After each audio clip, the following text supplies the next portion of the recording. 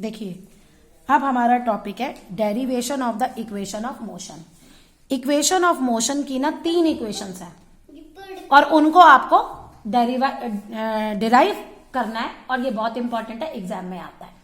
तो तीनों इक्वेशन के लिए पहले हमें स्पीड टाइम ग्राफ बनाना पड़ेगा। तो ये हमारा बॉडी का ग्राफ है जिस उसमें बॉडी मूव कर रही है, पूरा स्ट्रेट लाइन में मूव कर रही है। ओके, तो अब जब ये स्ट्रेट लाइन में मूव करती है तो हमें पता है क्या होता है मोशन का, यूनिफॉर्म एक्सेलरेशन, यानी बॉडी जो है यूनिफॉर्म एक्सेलरेशन के साथ एक ही डायरेक्शन में मूव कर रही है। तो अब हमारा जो पहला है उसको अगर हम इक्वेशन लिखें तो वो होता है हमारा v is equal to u plus a T.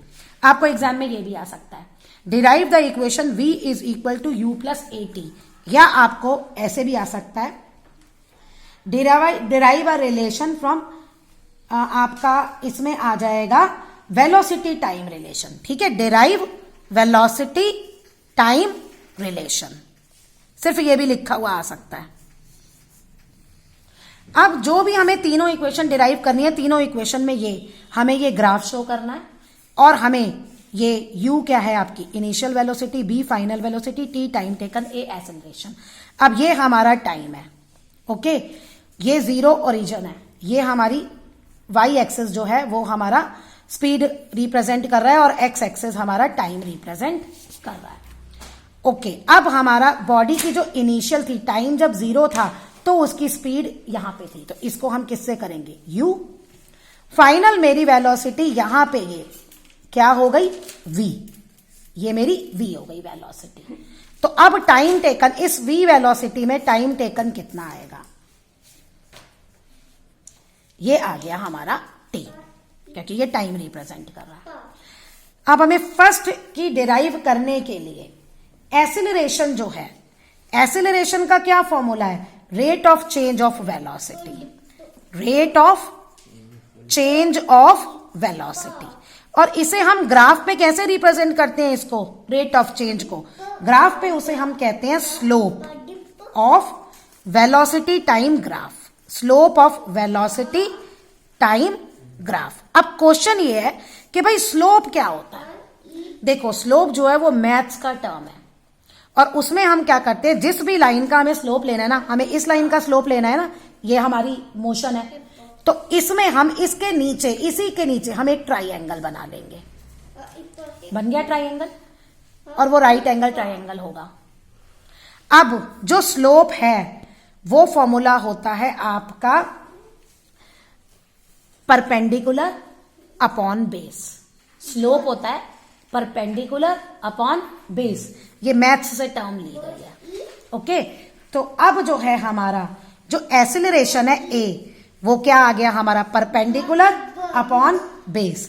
तो अब इस पॉइंट को मैं a ले लेती हूं, इसको मैं b ले लेती हूं, ये c है मेरा, तो यानी कि bc अपॉन ac ये। अब हमारा bc क्या है, bc मतलब यही वाला लाइन सेगमेंट, तो पूरा ये है हमारा v और ये यहां तक है हमारा u, तो v में से u माइनस कर दिया, ये हमारा आ गया bc, और ac ये रहा पूरा, वो कहां तक जा रहा है t तक, तो a हमारा आ गया v minus u upon t। Okay, और अब इस t को आप कहां ले जाएंगे, ये at हो गया, v minus u, v is equal to u इधर आके प्लस हो गया, u प्लस at हमारी इक्वेशन आ गई, और यही हमें डिराइव करनी थी। नेक्स्ट पोजीशन टाइम ग्राफ, हमारा ये जो ग्राफ है वो सेम चलेगा। पोजीशन टाइम ग्राफ मतलब हमें इक्वेशन कौन सी डिराइव करनी है, s is equal to u t plus half at। अब यहां s नहीं है ना, तो यहां s आप और लिखोगे distance covered by body, distance covered, आप यहां लिख लेना पूरा, डिस्टेंस कवर्ड बाय बॉडी, ये डिस्टेंस है यहां। अब ये s एक और हो गया। अब इसके लिए हमें क्या करना है, देखो हमें पता है जो ग्राफ होता है ना, जो आपने ग्राफिकल रिप्रेजेंटेशन पढ़ी है, तो एरिया अंडर ग्राफ, ये पूरी लाइन है, इसके नीचे ये पूरा रीजन है, तो एरिया अंडर ग्राफ जो है वो होता है डिस्टेंस कवर्ड बाय बॉडी। तो अब ये s is equal to u t plus half at square निकालने के लिए हम पहले एस लिखेंगे, s is distance travelled which is area under graph. ये हमने ले लिया अपना लॉजिक जहां से हमने ये शुरू किया था। लेकिन अगर यही देखो आप नीचे का एरिया, तो यही नीचे वाला एरिया 2 फिगर्स में डिवाइडेड है, एक है ट्राइंगल और एक है रेक्टेंगल। तो हम इन्हीं ट्राइंगल और रेक्टेंगल का एरिया निकालेंगे।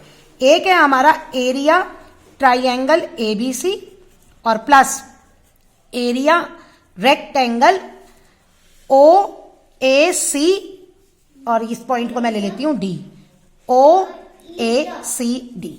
रेक्टेंगल का क्या एरिया होता है, हाफ बेस इंटू हाइट। यहां बेस है हमारा एसी और हाइट है बीसी, एसी इंटू बीसी।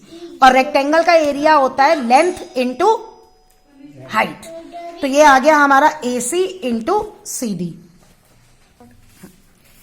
अब half AC, AC is T, BC we have already calculated in first derivation, v minus u. AC is T and CD is this part, this is U। हो गया? तो देखो UT तो आ गया। अब ये है आपका हाफ V माइनस यू और T, लेकिन इसकी जगह हमें क्या चाहिए, A चाहिए। तो अभी हमने फर्स्ट में डेरिवेशन में करा था V is equal to u plus AT, ये किया था ना। अब यही वैल्यू हम V की इस इक्वेशन में पुट कर देते हैं। V is u plus AT और माइनस u, ये u से u का कैंसिल हो गया, ut हाफ t से मल्टीप्लाई होगा AT स्क्वायर, आ गया ना आंसर। ये आपकी डेरिवेशन है। तो इस डेरिवेशन को करने के लिए आप लर्न रखना कि हमें जो एरिया निकालना है वो ट्राइंगल और रेक्टेंगल का प्लस करके निकालना है। वो मैं क्यों कह रही हूं अभी आगे तुम्हें पता चलेगा। देखो अब है हमारा वेलोसिटी टाइम रिलेशन, और v square is equal to u square plus 2s, again same graph. अब इसमें s आ रहा है, हम सेम स्टार्ट करेंगे, s is area under graph, same start होगा। लेकिन अब हम ट्राइंगल प्लस रेक्टेंगल नहीं लेंगे, अब हम लेंगे ये जो आप पूरा देख रहे हो। अगर मैं इसको यूं रोटेट कर दूं तो ये AODB क्या बन रहा है आपका, trapezium, area of trapezium AODB, ये लेंगे। तभी मैंने आपको कहा था कि जो पहली वाली डेरिवेशन है उसमें ये याद रखना। अब एरिया का, ट्रेपीजियम का क्या एरिया होता है, half sum of parallel sides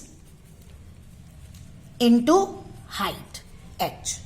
अब ये हमारी OA और BD, OA प्लस BD ये पैरेलल साइड्स हैं, और हाइट है हमारी AC या OD भी ले सकते हो आप।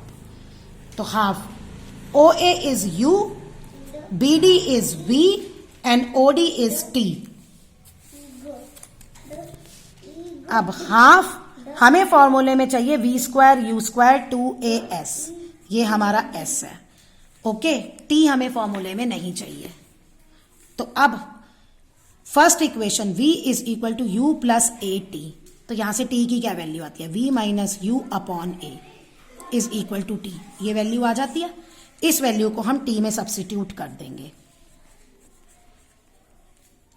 V minus u upon A, 2A इधर जाके 2AS हो गया, ये टर्म आ गई।